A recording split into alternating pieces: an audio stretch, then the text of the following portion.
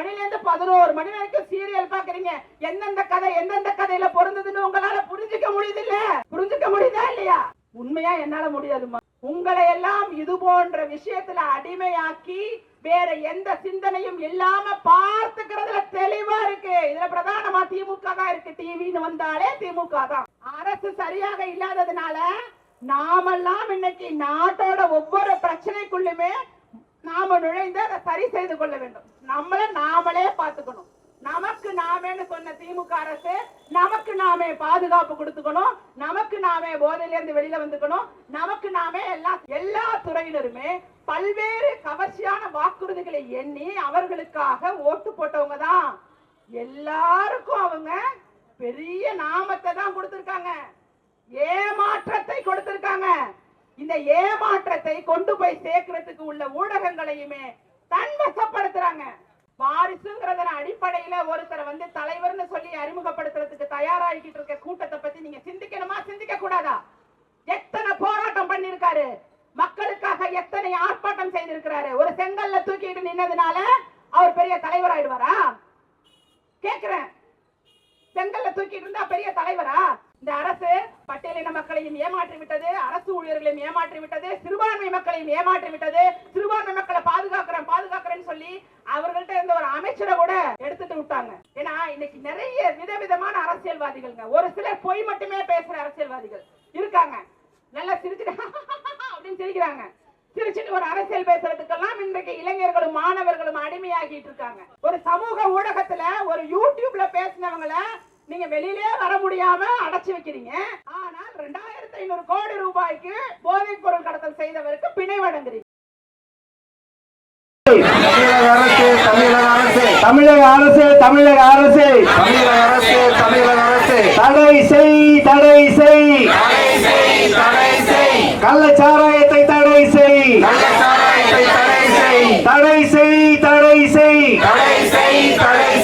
கள்ளச்சாராயத்தை தடை செய். ஏழை தாய்மார்கள் தாலி இறக்கும், ஏழை தாய்மார்கள் தாலி இழக்கும். கள்ளச்சாராயத்தை தடை செய்,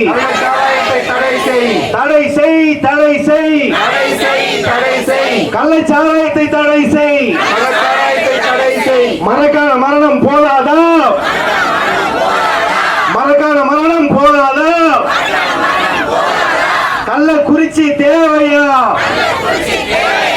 காத்திடு மக்கள் உயிரை காத்திடு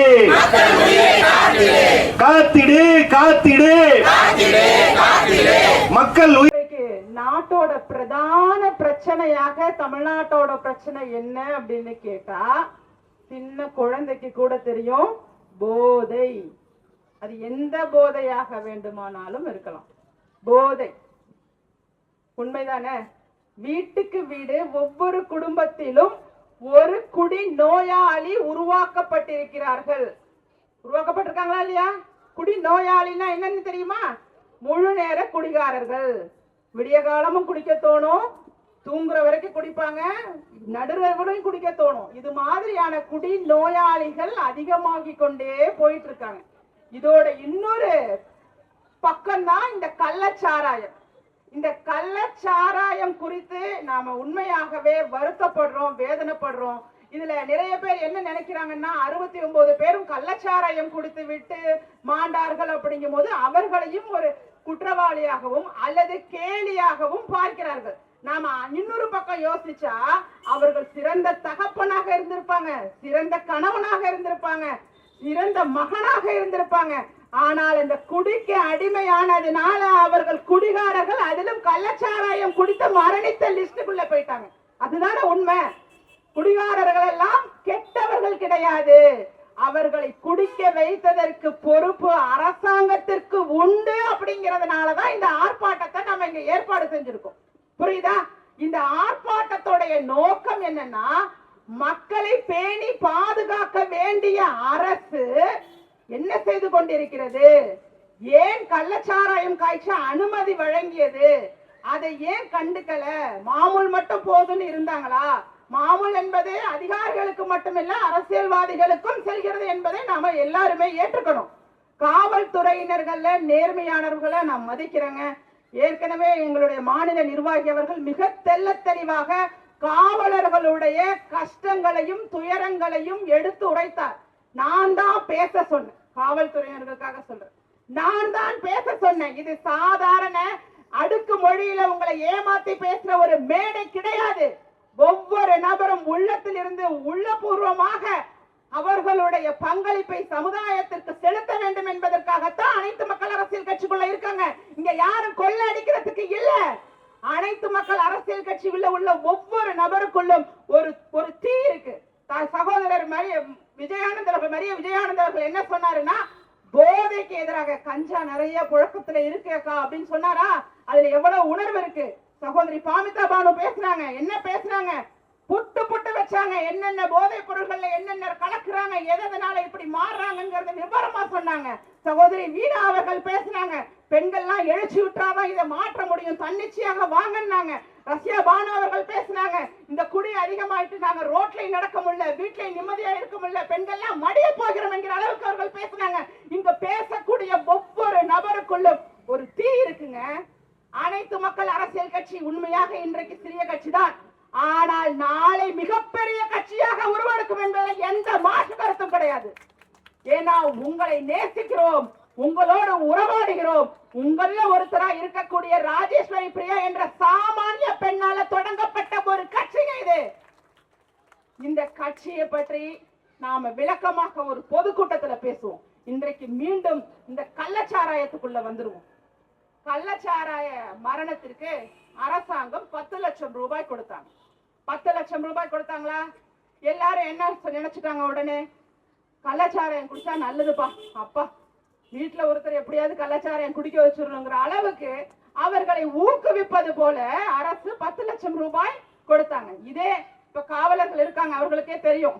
ஒரு 2 ஆண்டுகளுக்கு முன்பாக தலைமைச் செயலகத்துல ஒரு மரம் யதார்த்தமா இயற்கையாக ஒரு கிளை விழுந்து ஒரு காவலர், ஒரு பெண் காவலர் இறந்து போயிட்டாங்க.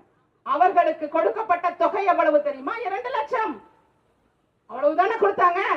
மரம் நம்ம மலைக்குழி இருக்குல்ல, அதுல மரணங்கள் நிகழுது, அவர்களுக்கு என்ன கொடுக்குறாங்க? இன்றளவும் மலைக்குழியை மனிதன் இறங்கி சுத்தப்படுத்தக்கூடிய அளவுக்கு தான் நம்ம மாநிலம் இருக்கு. இங்க எந்த டெக்னாலஜியும் வளரல, எந்த தொழில்நுட்பமும் பயன்படுத்தப்படல. இன்றளவும் குறிப்பாக சொல்லணும்னா பட்டியல் இன மக்களை அடிமையாக வைத்திருப்பதற்கான அரசியலை தான் இந்த அரசு செய்து கொண்டிருப்பதுங்கிறத நான் பகிரங்கமாக சொல்ல விரும்புறேன். உங்களை பாதுகாக்கிறோம் என்று உங்களுக்கு நாங்க தான் எல்லாமே சொல்லக்கூடியவர்கள் இன்று எந்த இடத்துல உங்களை நிறுத்திருக்காங்கிறதுக்கு வேங்கை வயல் சம்பவம் ஒன்றே போதுமானது. இன்றளவும் எதுவுமே இதற்கு தீர்வு எட்டப்படவில்லை. வேதனையோட ஒரு சகோதரர் ராமச்சந்திரன் அவர்கள் பதிவிட்டாங்க, மழை தண்ணீரை குடித்தோம். உண்மைதானே? இந்த அரசு கிட்ட நாங்க என்ன கேட்கிறோம்? ஏன் நீங்க நடவடிக்கை எடுக்கல? நீங்க உடனடியாக அதிகாரிகள் மேல நடவடிக்கை எடுக்கிறீங்க. உங்கள் சட்ட திருத்தத்திலும் அதிகாரிகளுக்கான தண்டனைகள் மாதிரி அதிகப்படுத்துற மாதிரி காட்டுறீங்களே தவிர அமைச்சருக்கு என்ன தண்டனை என்று ஏன் குறிப்பிடவில்லை? அந்த துறை சார்ந்த அமைச்சருக்கு தண்டனை கொடுக்கணுமா இல்லையா? கலால் பிரிவு இருக்குல்ல, மது ஒழிப்பு பிரிவு இருக்குல்ல, இது சார்ந்த அமைச்சர் இருக்காங்கல்ல, அந்த அமைச்சருக்கு என்ன தண்டனை கொடுக்க வேண்டும் என்று ஏன் முதல்வர் குறிப்பிடவில்லை? இதுதாங்க எங்களுடைய கேள்வி. அப்ப நீங்க உங்களை பாதுகாத்துக் கொள்வீங்க, உங்கள் பக்கம் நீங்க ரொம்ப நாங்கெல்லாம் நல்லவர்கள் என்று வேஷம் போட்டுக்குவீங்க. இந்த பக்கம் மக்களை பாதுகாக்க கூடியவர்களாக அதிகாரிகளாக இருப்பவர்கள் நிச்சயமாக தவறு செய்யக்கூடியவர்கள் தண்டிக்கப்படுவார்கள் தான். ஆனாலும் அவர்களை வைத்து அவர்களை நீங்க கை பாவைகள் போல செய்றீங்க. அவர்களுக்கு இண்டிபெண்டன்ஸ் ஆங்கிலத்துல சொல்லுவாங்க, தமிழ்ல சுதந்திரம். காவலர்கள் சுதந்திரமாக செயல்பட முடியறதில்லை. நீங்க யார் பேர்லயாவது கம்ப்ளைண்ட் கொடுத்தீங்கன்னா அந்த ஒரு நேர்மையான அதிகாரியாக இருந்தால் கூட அந்த கம்ப்ளைண்ட வாங்கி அவங்க பதிவு பண்ற எஃப்ஐஆர்லாம் போட முடியாது. யார் வந்து மூக்க நுழைக்கிறா? அந்த மாவட்ட செயலாளர் வருவார், அங்கே இருந்து ஆளுங்கட்சியோட மாவட்ட செயலாளர் போன் போடுவாரு, வந்து கேஸெல்லாம் எடுக்க கூடாது அப்படிம்பார். என்ன செய்வாங்க அவங்க? என்ன செய்யறதுன்னே தெரியாம மன வேதனையோட காக்கி சட்டை போடக்கூடியவர்களுடைய எண்ணிக்கை தமிழ்நாட்டில் அதிகமா இருக்குங்கிறத நான் இல்ல, காவலர்களே சொல்றாங்க. இதையெல்லாம் ஆய்வு செய்துதான் நாங்க இந்த அரசியல் கட்சியில குறிப்பிடுறோம். எல்லா துறைகளையுமே தன்னோட கைக்குள்ள வச்சுக்கிட்டு எல்லா அரசு அதிகாரிகளையும் தன்னுடைய கை பாவையாக பயன்படுத்தி கொண்டிருக்கக்கூடிய திமுக அரசை நான் வன்மையாக எதிர்க்கிறேன். அவர்கள் சொன்ன வாக்குறுதிகள்ல எந்த வாக்குறுதி ரொம்ப ரொம்ப பெண்களுக்கு பிடிக்குமோ அந்த வாக்குறுதியை அரைகுறையாக நிறைவேற்றி விட்டார்கள். 1000 ரூபான்னு சொன்னாங்களா, அதுவும் 2 கோடி பெண்களுக்குன்னு சொன்னாங்க. 2 கோடி பெண்களுக்கு கொடுக்கப்படல, பாதிக்கு பாதி கொடுத்திருக்காங்க. அதுல ஏகப்பட்ட சிக்கல் இருக்கு. விதவைகளுக்கு வரக்கூடிய பணம் வரல, அவர்களுக்கு நிறுத்தப்பட்டது, முதியோர்களுக்கு கொடுக்கக்கூடிய பணம் வரல, அதுல நிறுத்தப்பட்டது, இப்படி ஏகப்பட்ட நிர்வாக கோளாறுகளோட தான் அந்த திட்டம் நடந்துகிட்டு இருக்குங்கிறது நாம எல்லாருக்குமே தெரியும். இன்னொரு பக்கம் சிந்திச்சு பாருங்க, விலைவாசி எப்படி இருக்கு. கடந்த 3 ஆண்டுகளோட விலைவாசி சீரகம் எவ்வளவுன்னு தெரியுமாமா? எவ்வளவு மடங்கு உயர்ந்திருக்கு. எல்லா பொருள்களும் 1 மடங்கு 2 மடங்கு இல்லைங்க, 100 மடங்கு 200 மடங்கு ஒவ்வொரு பொருளுமே விலைவாசி உயர்ந்துட்டு.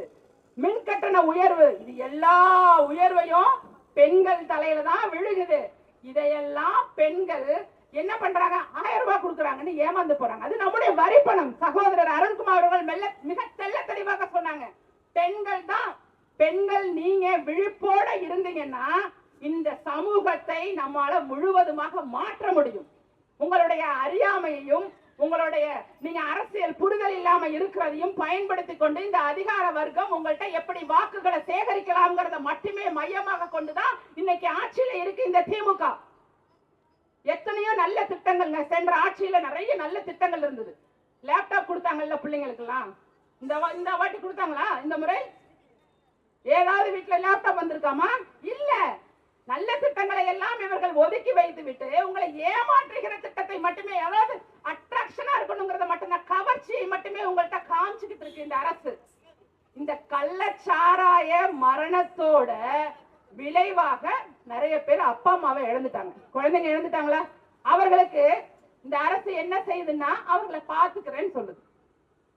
நான் என்ன கேக்குறேங்க, நீங்க இந்த குழந்தைகளை இப்போது பார்த்துக்கிறதுக்கு பதிலா அந்த சட்டமன்ற தொகுதியுடைய சட்டமன்ற உறுப்பினர் செந்தில்குமார் அவர்கள் ஒரு கவன ஈர்ப்பு தீர்மானத்தை சட்டமன்றத்துல வச்சிருக்காரு. இங்க கள்ளச்சாராயம் அதிகமா புழங்குதான், அது குறித்து நீங்க பேசுங்க அப்படின்னு. அதை கண்டுகொள்ளவே இல்லை இந்த திமுக அரசு. அதை கண்டுகொள்ளவே இல்லை. இன்னைக்கு அந்த பிள்ளைங்களுடைய தாய் தகப்பன் இறந்ததற்கு காரணமானவர்கள் நீங்க தான். இதற்கு நீங்க மக்களுடைய வரி பணத்திலிருந்து 10 லட்சம் கொடுக்காம உங்களுடைய கட்சி பணத்திலிருந்து கொடுங்க. திமுகவுடைய கட்சி பணம் இருக்குல்ல, உங்களுடைய கட்சி பணத்திலிருந்து கொடுங்க, அல்லது துறை சார்ந்த அமைச்சர்கிட்ட வாங்கி கொடுங்க, திரு முத்துசாமி அவர்கிட்ட வாங்கி கொடுங்க. இதை தடுக்க வேண்டிய பொறுப்பு அவருக்கு தானே இருக்கு. இதை தடுக்கல அவரு, இதை தடுக்கல, அப்ப அவருடைய பணத்தை கொடுங்க. இங்க ஒரு சொட்டு மதுவை கூட தொடாத பலருடைய வரி பணத்தை நீங்க எடுத்து கொடுக்கலாமா? இருக்காங்கல்ல, மதுவையே தொடாத எவ்வளவு பேர் இருக்காங்கல்லங்க, அவர்களுடைய வரி பணம் தானங்க இன்னைக்கு நீங்க எடுத்து 10 லட்சம் ரூபாய் கொடுத்திருக்கீங்க. அவங்களுக்கு மனசு வேதனைப்படுது. எனக்கே பல பேர் போன் பண்ணி, அம்மா நான் கஷ்டப்பட்டு கட்டின சொத்து வரியும் தண்ணி வரியும் இதை எடுத்து எப்படிமா அரசாங்கம் 10 லட்சம் ரூபாய் கொடுத்தது அப்படின்னு கேட்கிறாங்க. நான் சொல்றேன், அந்த குடும்பங்களுக்கு உதவலாம், தவறில்லை. அதை வெளிப்படையாக இந்த தொகை கொடுக்கிறோம், இவ்வளவு பாதுகாப்பு கொடுக்கிறோங்கிறதெல்லாம் நீங்க வெளிப்படுத்தினீங்கன்னா ஒரு புறம் நீங்க கள்ளச்சாராயத்தை ஊக்குவிக்கிறதாக தான் அர்த்தம் இருக்கும். கல்லுண்ணாமை பற்றி சகோதரர் பேசினாங்கல்ல, இன்றைக்கு வந்துங்க வயது முதிர்த்த ஒரு அமைச்சர் இருக்காரு திமுக, துரைமுருகன் பேர் அவருக்கு. துரைமுருகன் ஒரு அமைச்சர் என்ன சொல்றாருன்னா, கல்லுண்ணாமை பற்றி தான் அவர் பேசணும். அவர் என்ன பேசணும்? குடிக்காதீங்க, குடிச்சா குடும்பம் நடுரோட்டுக்கு வந்துடும், சீரழிஞ்சு போயிடும், குழந்தைங்க அனாதை ஆயிடுவாங்க, உன் குடும்பத்தை காப்பாத்துறதுக்கு யாருமே முன்வர மாட்டாங்கன்னு தான் சொல்லி பேசணும். அதை விட்டுட்டு அவர் என்ன பேசுறாரு? கிக்கு இல்லையா, டாஸ்மாக்ல விக்கிற சாராயத்துல கிக்கு போதலையாம், அதனாலதான் கள்ளச்சாராயத்தை நோக்கி போனாங்களாம். எங்கேயாவது அடுக்குமா? உங்களுடைய வயது என்ன? நீங்கள் பேச வேண்டியது என்ன? நீங்க என்ன பேசுறீங்க? நீங்க எல்லாம் எதற்காக அரசியல்ல இன்றளவும் இருக்கீங்கன்னு நான் கேட்கிறேன், பகிரங்கமா கேட்கிறேன். போதும் உங்களுடைய பேச்சும் உங்களுடைய கேலியும் கிண்டலும். அங்க கள்ளக்குறிச்சி சம்பவம் நடந்த பிறகு சட்டமன்றம் கூட்டப்படுது. சட்டமன்றத்துல நீங்க சிரித்த சிரிப்பலை இருக்கு பாருங்க, உண்மையாகவே அந்த மக்களுடைய மரண ஓலம் ஒருபுறம் சத்தமாக கேட்டுக் கொண்டிருக்கும் போது நீங்க நகைச்சுவை மன்றமாக அந்த சட்டமன்றத்தை நடத்தியதே எங்களுக்கெல்லாம் வேதனையாக இருந்தது. அங்க போயிட்டு 69 பேர் இறந்து போயிட்டாங்கிறத பேச சொல்லி எதிர்க்கட்சி தவிச்சாங்க. அவங்களெல்லாம் குண்டு கட்டாக நீங்க வெளியில கொண்டுட்டு வந்து போட்டுட்டு நாங்க அதையெல்லாம் பேச முடியாது, நாங்க இப்ப இததான் பேசுவோம்னு சொல்லி போன உயிர்களை பற்றி கவலைப்படாத ஈவு இரக்கமற்ற திமுகவை நான் உண்மையாகவே கண்டிக்க விரும்புகிறேன். உண்மைதானே? 69 பேர் நான் சாதாரணமா ஒரு தெருவுக்கு 5 சாவுங்க. ஒரு ஊரு கருணாபுரம் ஒரு ஊரு, அந்த ஊர்ல ஒரு தெருவுக்கு 4 பேர் 5 பேர் பக்கத்து வீடு இழை வீடுனா இந்த வீடு இழை வீடு ஆறுதல் சொல்லக்கூட ஆள் இல்லைங்க. யாரு ஆறுதல் சொல்றது? முதல்வர் ஆறுதல் சொல்லணும்ல, போனாரா? முதல்வர் ஆறுதல் சொல்ல போனாரான்னு கேக்குறேன். போகல. ஏன் போகல? பயம். என்ன பயம்? எங்க மக்கள் மேல கோபத்தை காமிச்சிருவாங்களோ அந்த இடத்துல மட்டும் உளவுத்துறை வேலை பார்த்திருக்கு. அந்த உளவுத்துறைன்னு சொல்றவங்க முதல்வர் கள்ளக்குறிச்சிக்கு போகலாமா கள்ளக்குறிச்சிக்கு போக வேண்டாமா அப்படிங்கிற தகவலை மட்டும் சரியா உளவு பார்த்து, வேண்டாம் நீங்க போகாதீங்க, போனா அங்க நிலை கொஞ்சம் சரியில்லை, வேற ஏதாவது நடக்க வாய்ப்பு இருக்குங்கிற ஒரு முறையான தகவலை சொல்லி இருக்குங்க. இந்த உளவுத்துறை கள்ளச்சாராயம் காய்ச்சப்பட்டு வருவதையோ, இதனால இத்தனை பேர் பாக்கெட் சாராயம் வாங்கி குடிச்சிட்டு இருக்காங்கிறதையோ, இது மேபி ஒரு நாள் மரணத்தை கூட விளைவிக்கலாம் அப்படிங்கிறதையோ வலியுறுத்தல. ஒரு தேசிய கட்சியுடைய மாநில தலைவர் ஆம்ஸ்ட்ராங் ஒருத்தர் கேட்டீங்களா எல்லாரும்? பெரம்பூர்ல சென்ற வாரம் நடந்த ஒரு கொலை சம்பவத்தை பத்தி மாலை 7 மணிக்கு வீட்டு வாசல்ல நின்று பேசிக்கிட்டு இருந்தவரை வெட்டி கொலை செய்துட்டாங்க. இந்த செய்தி என்ன சொல்ல வருது? இங்க ஒரு கட்சியுடைய தலைவருக்கே பாதுகாப்பு கிடையாது, சாமானியர்களுக்கெல்லாம் என்ன பாதுகாப்பு? ஒரு அதிர்ச்சியையும் அச்சத்தையும் தமிழ்நாட்டில் இருக்கிறதுக்கே ஒரு பயத்தையும் ஏற்படுத்தக்கூடிய ஒரு சம்பவத்தை நம்ம பார்த்தோம். இதை நம்ம கூர்ந்து கவனிக்கணும். இதுல ஏன் சொல்றோம் அப்படின்னு சொன்னா, இந்த கொலை நடப்பதற்கு முன்னதாக 1 மாத காலமாக அந்த திட்டமிட்டவர்கள் அந்த வீதியையே சுத்தி வந்திருக்காங்களாம். அது என்றைக்கு தெரியுமா? எப்ப தெரியுமா தெரியுது செய்தியாக? இன்றைக்கு பாக்குறேன், இன்றைக்கு செய்திகள்ல வருது, கேமராவோட அவங்க பைக்ல சுத்தி வந்தாங்களாம். இன்றைக்கு பாக்குற நீங்க 1 மாசமா காலமா இந்த உளவுத்துறை தகவல் கொடுத்திருக்கலாமா இல்லையா? ஒரு புதிய முகங்கள்ல வர்றாங்க, சுத்தி பாக்குறாங்க, எப்படி தப்பிக்கணுங்கிறத பிளான் பண்ணிருக்காங்க, அவர்கள் போன்ல பேசியிருக்காங்க, எல்லாமே பண்ணிருக்காங்க. ஏன் சொல்லல? அப்ப உங்களுக்கு ஏதோ ஒரு இடத்துல இடையூறாக யார் இருந்தாலும் அவர்கள் பாதுகாப்பு குறித்து நீங்க கவலைப்படுறதில்லை, அப்படி எடுத்துக்கலாமா? நீங்க தான் செஞ்சீங்கன்னா நான் சொல்ல விரும்பல. உங்களுக்கு இடையூறாக இருப்பவர்களுக்கு நீங்க பாதுகாப்பு கொடுக்கவோ அல்லது உளவுத்துறையோ அல்லது காவல்துறையோ முழுமையாக அவர்களை ப்ரொடெக்ட் பண்ணாதுன்னு எடுத்துக்குவோமா? இதுதாங்க உண்மை. இன்றைய அரசு அப்படிங்கிறது அவர்கள் வீட்டு பிள்ளையுடைய வளர்ச்சி, திரு உதயநிதி அவர்களுடைய வளர்ச்சி குறித்து மட்டும்தான் முழுமையாக சிந்திச்சு செயல்படுறாங்களே தவிர மற்றவர்களை பற்றி சிந்திக்க அவர்களுக்கு நேரம் கிடையாது. அடுத்து அவர்கள் குடும்ப உறுப்பினர்களை எங்க கொண்டு வரணும், என்ன மாதிரி கொண்டுட்டு வரணுங்கிறத நோக்கிதான் அவர்களுடைய இன்னைக்கு நாம பேசுறேங்க. நாம மிகவும் டீசென்டா பேசுறோம், ஆனா அவர்களுடைய அரசியல் டீசென்டாவா இருக்கு? கதிரானந்த் ஒருத்தர், நான் சொன்னேன் துரைமுருகன் அவர்களுடைய மகன், அவர் ஓட்டு கேட்க போன இடத்துல பெண்களை பார்த்து என்ன கேட்டார் தெரியுமா?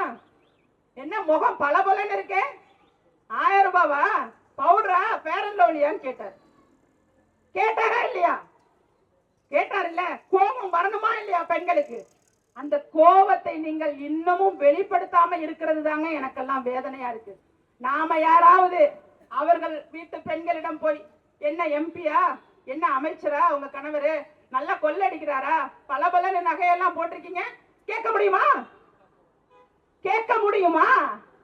கேட்க முடியாது. ஏன்னா விளிம்பு நிலை மக்கள், விளிம்பு நிலையில இருக்கக்கூடிய பெண்கள்னா அவர்களுக்கு அவ்வளவு ஏளனம். நம்ம வீட்டு ஆண்களுக்கு கோபம் வரணும்ல, யாருப்பா நீ என் மனைவியை பார்த்து பலபலன்னு இருக்கியான்னு கேட்கறதுக்குன்னு கோபம் வரணுமா இல்லையா? அந்த கோபத்தை நீங்க எங்கேயுமே காட்ட வேணாம், தேர்தல்ல காட்டுங்க. உங்களுக்கு எடுக்கக்கூடிய ஒரே ஒரு ஆயுதம் தேர்தல் தான். அந்த நேரத்துல கிடைக்கக்கூடிய பரிசு பொருளுக்கோ பணத்திற்கோ நாம அடிமையாகாம தெள்ள தெளிவாக ஒரு நாட்டுல என்ன நடந்துகிட்டு இருக்கு, நம்மை சுற்றி என்ன நடந்துகிட்டு இருக்கு, இந்த 5000 ரூபாய்க்காக, இந்த 500 ரூபாய்க்காக, இந்த 1000 ரூபாய்க்காக நம்ம இன்னைக்கு ஓட்டு போட்டோம்னா நாம இழக்க போறது 50,000 1 லட்சம் மனசுல வச்சு தயவு செஞ்சு ஓட்டு போடுங்க. இந்த இந்த அரசியல் புரிதலை ஏற்படுத்துறது ராஜேஸ்வரி பிரியாவோட பெரிய கடமையா நான் நினைக்கிறேன். நீங்க எனக்கு ஓட்டு போடுங்க நான் சொல்லல, சிந்திச்சு ஓட்டு போடுங்கன்னு சொல்றேன். உங்க சிந்தனையை தூண்டுங்க. போதும், பெண்கள் இதுவரைக்கும் கணவன் சொல்றவங்களுக்கு ஓட்டு போட்டதும், அண்ணன் சொல்றவங்களுக்கு ஓட்டு போட்டதும், பிள்ளை சொல்றவங்களுக்கு ஓட்டு போட்டது போதும். உங்களுக்கு அறிவு இருக்கு, அறிவு இல்லையா? இருக்குல்ல. 6 மணில இருந்து 11 மணி வரைக்கும் சீரியல் பாக்குறீங்க. எந்தெந்த கதையில பொருந்ததுன்னு உங்களால புரிஞ்சுக்க முடியுது இல்ல? புரிஞ்சுக்க முடியுதா இல்லையா? உண்மையா என்னால முடியாதுமா. உங்களை எல்லாம் இது போன்ற விஷயத்துல அடிமையாக்கி வேற எந்த சிந்தனையும் இல்லாம பார்த்துக்கிறதுல தெளிவா இருக்கு. இதுல பிரதானமா திமுக தான் இருக்கு. டிவின்னு வந்தாலே திமுக தான். அவர்களுடைய சீரியல் தான் அதிகமாக பார்க்கப்படுது பெண்களால். அவங்களுடைய குடும்ப உறுப்பினர்களால் நடத்தப்படுகிற தொலைக்காட்சியில வருகிற சீரியல் தான். ஒரு பக்கம் பெண்களை சீரியல்ல அடிமையாக்கிட்டு, ஒரு பக்கம் ஆண்களை குடியில அடிமையாக்கிட்டு, ஒரு பக்கம் இளைஞர்களை விதவிதமான போதைப் பொருட்களை கொடுத்து அடிமையாக்கிட்டு, விதவிதமா வாக்குறுதிகளை கொடுத்து உங்களை ஏமாத்தி வாக்குகளை வாங்கிட்டு அவர்கள் குடும்பம் உயர்ந்து கொண்டே போகிறது. ஆனா நம்ம இந்த வெள்ளம் சென்னையில வெள்ளம் வந்தப்பட்ட அவஸ்தையை கொஞ்சம் நினைச்சு பாருங்க. ஒவ்வொரு பகுதியிலும் ஒரு பிரெட்டுக்காக ஏங்கி நிற்கக்கூடிய ஒரு நிலையில மக்கள் இருந்தோமா இல்லையா? இந்த போதைகளை எல்லாம் விடுத்து அரசியல் புரிதலோட நாம செயல்படணுங்கிறதுக்காகத்தான் அனைத்து மக்கள் அரசியல் கட்சிக்கு நம்ம களம் காண போறோம். இது போன்ற ஆர்ப்பாட்டங்களும் போராட்டங்களும் மாதம் ஒரு முறை நடைபெறும். நீங்க எல்லாருமே வரணும். இன்னும் நிறைய பேரை சொல்லி கூட்டிக்கிட்டு வரணும். இங்க பேசுறது எனக்காக இல்ல, உங்களுக்காக, உங்க குடும்பத்துக்காக இல்ல, நமக்காக, நம்ம குடும்பத்துக்காக. என் பிள்ளை நல்லா இருக்கணும், அடுத்து என் பேரன் நல்லா இருக்கணும், என் பேரனோட மகன் நல்லா இருக்கணும். நீங்க இது மாதிரி இன்றைய சந்தோஷத்துல நாம எல்லாருமே மூழ்கிட்டோம்னா இங்க கனிம வளம் கொள்ளையடிக்கப்படும், விதவிதமான போதைப் பொருளுக்கு எல்லாரும் அடிமையாவும், இப்படியே நம்மளோட நிலை இருந்துகிட்டு இருக்கும். இதை மாற்றணும் அப்படின்னா கல்வி முக்கியம். யாராவது பேசுறாங்களா அது குறித்து? படிப்பை பற்றி பேசுறதுக்கு ஆள் கிடையாது, நடிப்பை பற்றி பேசுவதற்கு ஆள் இருக்காங்க. மீண்டும் சகோதரர் அருண்குமார் அவர்கள் சொன்னது போல, ஒரு நடிகர் பேசினால் நீங்க விசில் அடிக்கிறீங்க, கை தட்டுறீங்க. நாங்கள் எல்லாம் நடிகர் நடிகைகள் கிடையாது. Real hero, real heroines. உங்களுக்காக தரையில் நாங்கள் பாடுபட்டுக்கிட்டு இருக்கக்கூடியவர்கள். எங்களுடைய ஒவ்வொரு வார்த்தையும் ஒவ்வொரு வாக்கியமும் எங்களோட உள்ளத்தில இருந்து வருதே தவிர யாரோ இயக்குனர் எழுதி கொடுத்து அதுல நடிச்சிட்டு அதுல கோடி கோடியா சம்பாதிச்சுட்டு சுகவாசியாக வாழ்கிறவர்கள் நாங்க இல்ல.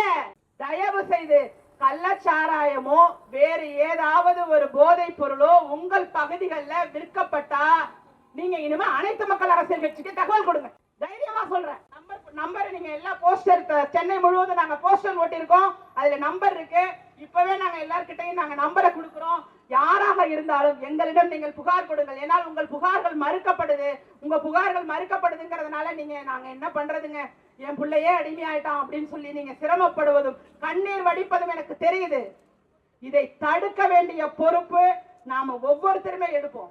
ஏன்னா வீட்டுல குடும்ப தலைவர் சரியில்லைன்னா என்ன பண்ணோம்? 10 வயசுக்குள்ள பட்டாசு தொழிற்சாலைக்கு வேலைக்கு போயிடும். அந்த மாதிரி நிலைக்கு நாம இருக்கோம். அரசு சரியாக இல்லாததுனால நாமெல்லாம் இன்னைக்கு நாட்டோட ஒவ்வொரு பிரச்சனைக்குள்ளுமே நாம நுழைந்து அதை சரி செய்து கொள்ள வேண்டும். நாமளே பார்த்துக்கணும். நமக்கு நாமேன்னு சொன்ன திமுக அரசு நமக்கு நாமே பாதுகாப்பு கொடுத்துக்கணும், நமக்கு நாமே போதையில இருந்து வெளியில வந்துக்கணும், நமக்கு நாமே எல்லாம். இந்த மாய மாடல் இருக்கு பாருங்க, இந்த மாய மாடல் இவர்கள் சொன்னவற்றில் எந்த வாக்குறுதியும் இங்க பழைய ஓய்வூதியம், ஏன்னா இதெல்லாம் உங்களுக்கு புரியுமா புரியாதா என்று தெரியாது.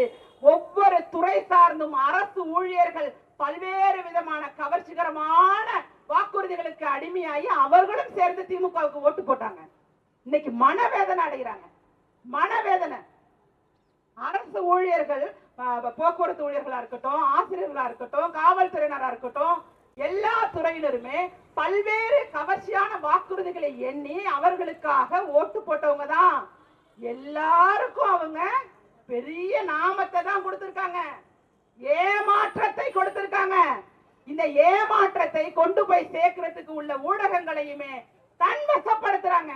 இன்னைக்கு நான் பேசுறேன்னா இங்க உள்ளவங்களுக்காக பேசுறேன். என்ன பெருசா ஊடகத்துல காண்பித்து என்ன பெரிய ஆட்களை காண்பிக்க மாட்டாங்க. ஏன்னா அவர்களுக்கு தேவை பின்புலம். அந்த பின்புலம் நம்மிடம் இல்லை. இருந்தாலும் உங்களை போன்ற மக்களுடைய பின்புலம் ஒரு நாள் முழுமையாக அனைத்து மக்கள் அரசியல் கட்சிக்கு இருக்கும்.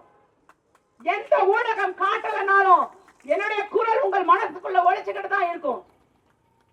அந்த நிலையை நாம நிச்சயமா ஏற்படுத்துவோம். அந்த ஊடகங்கள்லயுமே அவர்களுக்கு ஏற்ற செய்திகளை மட்டுமே ஒளிபரப்புறது, அவர்களுக்கான செய்திகளை மட்டுமே உங்கள் மத்தியில காண்பித்து எல்லாவற்றையுமே மறைத்து அவரா ரொம்ப நல்லவர் அப்படிங்கிற மாதிரி கொண்டு போறாங்க. நம்பாதீங்க, விழிப்பாருங்க. இதற்கு மேலையும் நாம தூங்கிக்கிட்டு இருந்தோம்னா நம்மளுடைய எதிர்கால சந்ததியினர் பாதிக்கப்படுவாங்க. நீங்க முதல்ல யோசிச்சு பாருங்க. ஒரு வாரிசுங்கிறத அடிப்படையில ஒருத்தரை வந்து தலைவர்னு சொல்லி அறிமுகப்படுத்துறதுக்கு தயாராகிட்டு இருக்க கூட்டத்தை பத்தி நீங்க சிந்திக்கணுமா, சிந்திக்க கூடாதா? எத்தனை போராட்டம் பண்ணிருக்காரு, மக்களுக்காக எத்தனை ஆர்ப்பாட்டம் செய்திருக்கிறாரு. ஒரு செங்கல்ல தூக்கிட்டு நின்னதுனால அவர் பெரிய தலைவர் ஆயிடுவாரா? கேக்குறேன். செங்கல்ல தூக்கிட்டு இருந்தா பெரிய தலைவரா? உங்களுடைய சிந்தனைக்கு நீங்க எடுத்துக்கிட்டு போங்க. சினிமாவில் வருபவர்களும் அரசியல் தலைவர்களும் வேற. சினிமாவில் நீங்க ஒரு நபரை சினிமாவில் கதாநாயகனாக உங்களுக்கு பிடிக்கலாம், தப்பு இல்ல. நீங்களே கேள்வி கேட்கணும். இளைஞர்கள் இருக்கிறதுனால சொல்றேன். நிறைய பெண்களும் சின்ன சின்ன ஆண்களும் இளைஞர்களும் மாணவர்களும் இருக்கீங்க. உங்களுக்காக சொல்றேன். உங்களுக்கு ஒரு நடிகரை நடிகராகத்தான் தெரியும், அரசியல்வாதியா தெரியுமா? தெரியாது இல்ல. தெரியறதுக்கு முன்னாடி அவர் அரசியல்வாதியா ஏற்றுக்கொள்ளலாமா? ஏற்றுக்கொள்ள கூடாது. கவனமாக இருங்க. உண்மையாகவே அவர்கள் மக்கள் பணிக்கு வராங்க அப்படின்னு சொன்னா இன்று என்னால இவ்வளவு தூரம் ஆளுங்கட்சியை எதிர்த்து குரல் கொடுக்க முடியுதுங்க. நான் என் உயிரை பணைய வச்சுதான் பேசுறேன். எல்லாவற்றையும் சொல்லிட்டேங்க. இந்த அரசு பட்டியலின மக்களையும் ஏமாற்றி விட்டது, அரசு ஊழியர்களையும் ஏமாற்றி விட்டது, சிறுபான்மை மக்களையும் ஏமாற்றி விட்டது. சிறுபான்மை மக்களை பாதுகாக்கிறேன்னு சொல்லி அவர்கள்ட்ட இருந்த ஒரு அமைச்சரை கூட எடுத்துட்டு விட்டாங்க. எல்லாருக்கும் எதிரான ஒரு ஆட்சியை இன்னைக்கு நடத்திட்டு இருக்காங்க. இதெல்லாம் பேசுறாங்களான்னு பாருங்க. உங்களுக்கு அரசியல் விழிப்புணர்வும், ஏன்னா இன்னைக்கு நிறைய விதவிதமான அரசியல்வாதிகள்ங்க. ஒரு சிலர் பொய் மட்டுமே பேசுற அரசியல்வாதிகள் இருக்காங்க. நல்லா சிரிச்சுட்டு அப்படின்னு சிரிக்கிறாங்க. சிரிச்சுட்டு ஒரு அரசியல் பேசுறதுக்கெல்லாம் இன்றைக்கு இளைஞர்களும் மாணவர்களும் அடிமையாகிட்டு இருக்காங்க. சாராய மரணங்கள் இனிமேல் நடந்துச்சுன்னா இது மாதிரி அமைதியான ஆர்ப்பாட்டங்கள்லாம் நடைபெறாது. வேறு மாதிரியான போராட்டங்களை அனைத்து மக்கள் அரசியல் கட்சி கையில எடுப்போங்கிறத நான் இந்த இடத்துல பதிவு பண்ண விரும்புறேன். போராட்டம்னா அது இதுவரைக்கும் தமிழகமே காணாத போராட்டமாக கூட இருக்கலாம். காது மிரண்டால் காடு கொல்லாது. பெண்கள் எல்லோரும் மிரண்டாலும் இளைஞர்கள் மிரண்டாலும் தமிழ்நாடு தாங்காது. போதும், பொறுத்தது போதும்னு சொல்லி நாம நினைச்சோம்னா எதை வேணாலும் சாதிக்க முடியும். கண்டிப்பாக உங்க இந்த கல்லூரி மாணவர்கள் வந்திருக்கீங்கன்னா உங்க கல்லூரிகள்ல போதைப் பொருள் புழக்கம் இருந்தா என்னிடம் நேரடியாக சொல்லுங்கிறதையும், போதைப் பொருளை கட்டுப்படுத்துறதுல காவல்துறையினரும் தயவு செய்து உங்கள் வீட்டு பிள்ளைகளை மனதில் வைத்து எங்கயா இருந்தாலும் யாராக இருந்தாலும் நீங்க என்ன பண்றாங்கன்னா 10 கிலோ 5 கிலோ கஞ்சா விக்கிறவங்களை புடிச்சிங்க, கேஸ் போடுறாங்க. ஆனா அந்த கஞ்சா எங்க இருந்து மொத்தமா வருதுங்கிறத பத்தி யாருமே பாக்குறது இல்ல. நான் என்ன சொல்றேன், உண்மையான குற்றவாளி அவர்கள் தானே. யாருக்கிட்ட இருந்து வருதுங்கிறத பார்த்து அவர்களுக்கு என்ன அரசியல் பின்னணி இருந்தாலும் அவர் யாராக இருந்தாலும் தண்டனை கொடுங்க. அது நடக்குதா? நடக்கல. ஜாஃபர் சாதிக்னு ஒருத்தர் கிட்டத்தட்ட 2500 கோடி ரூபாய் மதிப்புள்ள போதைப் பொருளை கடத்தினாருன்னு சொல்லி செய்தி பார்த்தோம். இப்ப பிணையில வெளியில வந்துட்டாரு. எப்படி சாத்தியமானது? அப்ப திமுகவுக்கும் பாஜகவுக்கும் ஒரு உறவு இருக்கு அப்படின்னு நான் எடுத்துக்கிறேன். அரசியல்வாதியாக நாம பார்க்கும் போது அது எப்படி சாத்தியம்? ஒரு சமூக ஊடகத்துல ஒரு யூடியூப்ல பேசினவங்கள நீங்க வெளியிலே வர முடியாம அடைச்சு வைக்கிறீங்க. ஆனால் 2500 கோடி ரூபாய்க்கு போதைப் பொருள் கடத்தல் செய்தவருக்கு பிணை வழங்குறீங்க. என்னங்க இது சட்டம்? என்ன நியாயம்? எங்க இருக்கிறோம் நாம எல்லாரும் புரிந்து கொள்ள வேண்டியது, பணக்காரர்களுக்கும் அதிகார வர்க்கத்திற்கும் தனி சட்டம், ஏழைகளுக்கும். இப்ப எவ்வளவு பேர், இப்ப நான் கூட பார்த்தேன், நிறைய பேர் இந்த ரவுடிஸ பிடிக்கிறாங்கன்னு சொல்லி திருந்தி வாழ்றவங்களையும் புடிச்சிட்டு போறாங்கன்னு சொல்லி கண்ணீர் விட்டு கதறுகிறார்கள் பெண்கள். நடக்குதா இல்லையா? திருந்தி வாழணும்னு நினைக்கிறவங்களையும் புடிச்சிட்டு மறுபடியும் அவங்களை ஒரு குற்றவாளியாக மாற்றுவதற்கு முயற்சி செய்யாம எல்லாவற்றிலுமே கேங்ஸ்டரை பிடிங்க. இன்னைக்கு பெரிய பெரிய கார்கள்ல பென்ஸ்லயும் BMW-லயும் போதைப் பொருளை கடத்திட்டு கட்சியுடைய என்ன பொறுப்புல இருக்கும், என்ன அயலக அணியா ஜாஃபர் சாதிக் அயலக அணின்னு போட்டுக்கிட்டு இந்த சட்டம் மாற்றப்பட வேண்டும். அனைவருக்குமான சட்டம் வரணும். எல்லோரும் நமது உரிமையை மீட்க வேண்டும் என்றால் அனைத்து மக்கள் அரசியல் கட்சியில நீங்க எல்லோருமே இணைந்து செயல்படணும்னு சொல்லி நன்றி கூறி விடைபெறுகிறேன். நன்றி, வணக்கம்.